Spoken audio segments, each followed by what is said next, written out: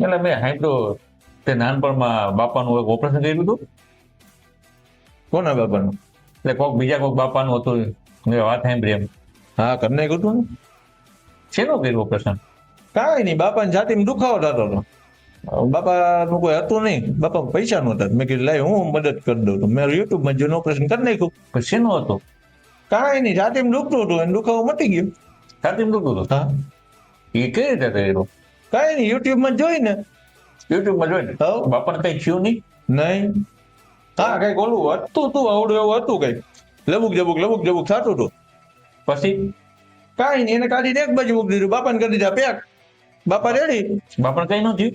નહીં, તો મેં બાપાને 4 વાર પૂછ્યું યા બાપા દુખે હે.